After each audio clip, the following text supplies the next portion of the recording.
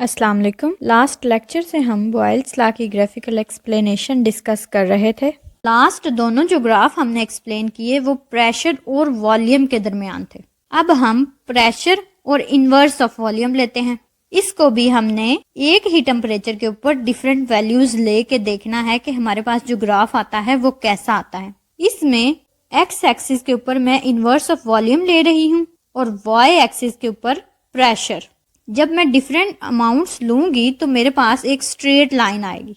ये straight line show करती है कि 1/v और p एक दूसरे से डायरेक्ट रिलेशन में है।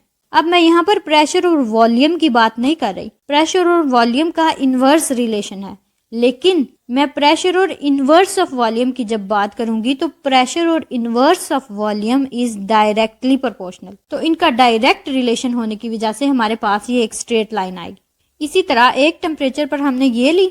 अब हम सेकंड टेम्परेचर पर देखते हैं। जो हम इन्वर्स ऑफ वॉल्यूम और प्रेशर के साथ ग्राफ बनाते हैं उसमें हमारी जो स्ट्रेट लाइन आती है वो स्ट्रेट लाइन ओरिजिन से जाके मिल जाती है और ओरिजिन हमारे पास 0 है। इसका मतलब ये हुआ कि कहीं ना कहीं गैस में एक ऐसी कंडीशन आएगी जहां पर हमारे पास pressure is very close to 0 और इन्वर्स ऑफ वॉल्यूम भी जो है वो क्लोज टू 0 होगा। अगर हम इसको देखें तो इन्वर्स ऑफ वॉल्यूम अगर 0 के नजदीक है और प्रेशर भी 0 के नजदीक है तो हमारे पास जो हम प्रेशर और वॉल्यूम का रिलेशनशिप लेते हैं उसके मुताबिक प्रेशर अगर क्लोज टू 0 है तो it means volume is so high. Volume इतना ज्यादा है तभी तो उसका इन्वर्स 0 के बराबर है। तो यहाँ पर हमने ये सीखा कि जो स्ट्रेट लाइन हमारे पास आ रही है वो ओरिजिन से जाकर मैच कर रही है। ओरिजिन से जब मिलती है तो ओरिजिन पर दोनों वैल्यूज 0 हो जाती हैं, प्रेशर की भी और इन्वर्स ऑफ वॉल्यूम के भी। और अगर हम प्रेशर और वॉल्यूम की बात करें तो जहां पर प्रेशर 0 के क्लोज हो जाएगा इसका मतलब ये हुआ कि वहां पर उस गैस का वॉल्यूम बहुत ज्यादा है।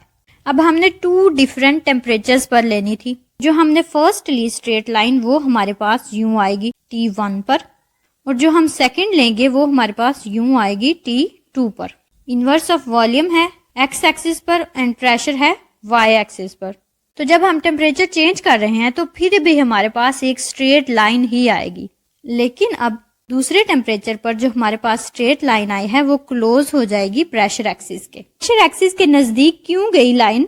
क्योंकि जब हम टेम्परेचर को इंक्रीज करते हैं तो हमने कहा टेम्परेचर इंक्रीज करने से हमारी गैस का वॉल्यूम बढ़ेगा, लेकिन इन्वर्स ऑफ वॉल्यूम कम होगा। तो इन्वर्स ऑफ वॉल्यूम के कम होने की वजह से हमारे पास जो सेकंड स्ट्रेट लाइन आएगी वो क्लोज टू प्रेशर एक्सिस चली जाएगी।